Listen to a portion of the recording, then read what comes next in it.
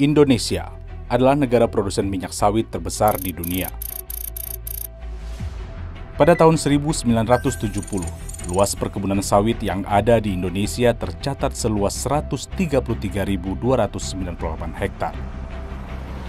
Namun di tahun 2018, ekspansi sawit luasnya mencapai 14,68 juta hektar.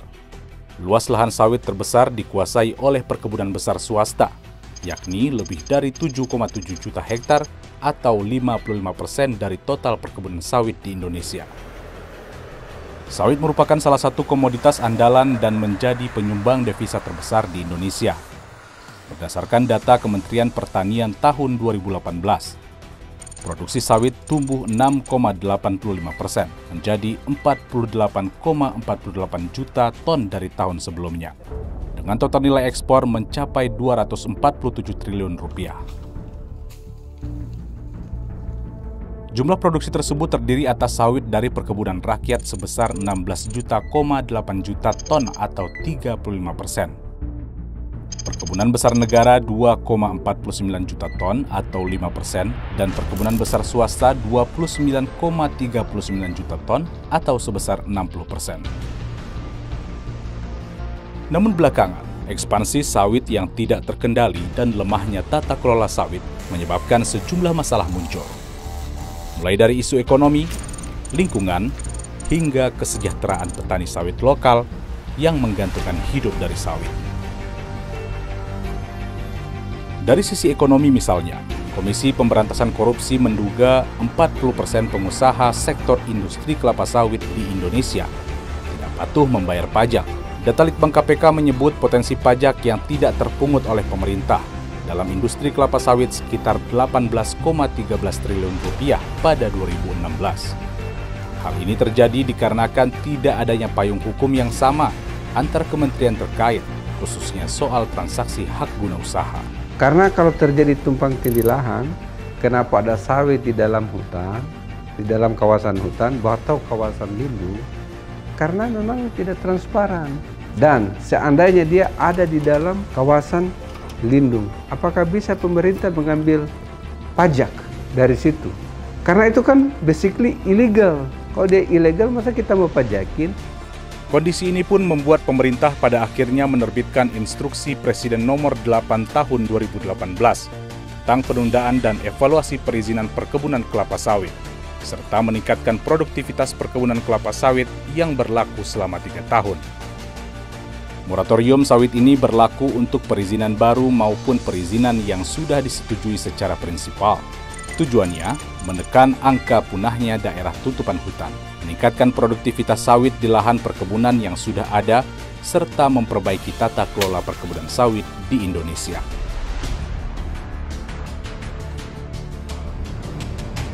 Meski demikian, pemerintah pusat, dalam hal ini Kementerian Lingkungan Hidup dan Kehutanan atau KLHK, tetap akan memfasilitasi bagi izin yang sudah berjalan maupun prinsipal untuk kemudian dievaluasi. Ketentuan peralihannya jelas bahwa yang sudah diproses lama, sudah mendapat izin prinsip, sudah ditata batas, tinggal SK keluar, harus dikeluarkan SK-nya. Kemudian faktanya di lapangan kan masih ada hutannya. Di situ kan kita kunci di situ. Harus mempertahankan konservasinya. Nah, luasannya juga sudah disebutkan di situ. Jadi kita lepas, tapi kita kunci. Bukan hanya di tingkat pusat, pemerintah daerah pun mulai bergerak menjalankan Inpres Moratorium Sawit. Kabupaten Siak, Provinsi Riau, menjadi salah satu kabupaten yang berkomitmen menjalankan moratorium ini. Nah, tentu dari Inpres nomor 8 2016 kami mulai memberikan sosialisasi, kemudian juga melakukan pendataan, verifikasi di lapangan, dan melakukan pembinaan dan pengawasan tentunya oleh OPD terkait.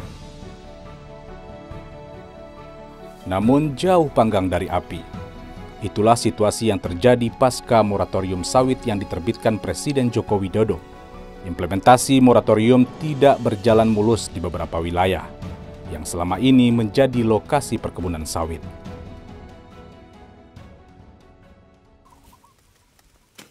Ini adalah Riwanto, Sudah 11 tahun Riwanto menjadi petani sawit di Kabupaten Siak, Provinsi Riau. Pasca moratorium, Riwanto mengaku belum merasakan manfaat dari moratorium sawit, baik dalam bentuk bantuan modal ataupun pembinaan. Nyatanya Riwanto terpaksa mengalih fungsikan lahannya dari perkebunan sawit ke perkebunan jeruk. Kalau sawit pemerintah tidak pernah ikut membantu, ibaratnya memberi subsidi lah gitu, belum pernah. Penyuluhan pun belum pernah kalau itu sawit. Harapan kita ya itu pengendalian harga lah. Karena kita harga benar-benar dipermainkan matang kulak kalau harga. Persoalan harga jual buah sawit bukan satu-satunya hal yang menjerat para petani. Asosiasi Petani Kelapa Sawit Indonesia atau APKASindo Provinsi Riau menyebut menggantungnya implementasi Inpres 8 tahun 2018 juga menjadi celah sejumlah oknum menindas petani lokal. Moratorium itu hasilnya kalau untuk diaplikasikan benar gitu loh. Tapi ada beberapa yang memelesetkan. Contoh seperti kayak kita bikin kasus ada beberapa petani kita, umur sawitnya sudah di atas 15 tahun sampai 20 tahun. Dia teridentifikasi dengan kawasan. Nggak ada solusi jawaban. Yang ada pemerasan. Bukan hanya di Provinsi Riau, Kalimantan Barat. Provinsi yang masuk 3 besar sebaran sawit terluas di Indonesia ini juga memiliki sejumlah kendala dalam implementasi moratorium sawit. Di Kabupaten Sanggau, para petani lokal masih kesulitan menjual hasil sawit dengan harga yang layak. Hal ini disebabkan tidak adanya kejelasan atas jaminan dari pemerintah. Meski para petani telah memiliki surat tanda daftar usaha perkebunan untuk budidaya atau STDB. Sementara itu, meski mematuhi moratorium dengan tidak membuka lahan baru, para pengusaha pun mempertanyakan kejelasan Inpres 8 tahun 2018 di masa yang akan datang. Kita masih tetap beroperasi, cuman kan ke depannya perusahaan kan pasti mengkaji apakah HGU ini bisa tidak untuk diperpanjang untuk selanjutnya. Meski moratorium telah diterapkan, nyatanya sejumlah permasalahan masih ada. Gubernur Kalimantan Barat, Sutarmiji, mengatakan ketidaksamaan data dengan fakta di lapangan menjadi permasalahan di hulu yang tidak kunjung usai. Cuma kadang sesuai dengan data dan fakta di lapangan itu tidak semprot. Kalau mau menyelesaikan semuanya harus dari hulunya dulu baru ke hilirnya. Perizinannya gimana, ketatnya, kemudian dari ke bupati ke kementerian. Kalau gubernur dalam hal ini hampir nggak punya kewenangan apapun. Nah, cuma kalau sudah terjadi hal-hal misalnya kebakaran lahan dan sebagainya, larinya ke gubernur.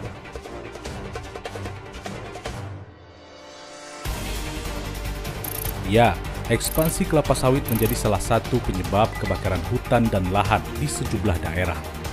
Hal ini pun semakin meneror petani dan juga masyarakat. Kabut asap akibat kebakaran hutan dan lahan tidak hanya mengganggu aktivitas masyarakat. Lebih buruk, kabut asap mulai menjadi penjegal kesehatan masyarakat. Komitmen seluruh stakeholder dalam menjalankan moratorium sawit menjadi pertanyaan besar. Menurut Direktur Eksekutif Yayasan Madani Berkelanjutan, Teguh Surya, beragam masalah terkait moratorium sawit muncul akibat adanya intervensi oknum-oknum yang membuat pemerintah terkesan tidak serius membenahi tata kelola sawit.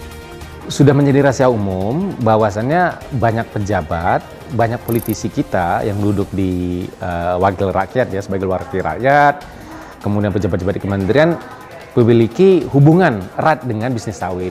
Kami melihat ini sedikit banyaknya melatar belakangi persoalan miskomunikasi tadi. Kalau kami lihat bukan hanya benar, bukan hanya sekedar miskomunikasi, tapi keengganan untuk membuat situasi lebih baik.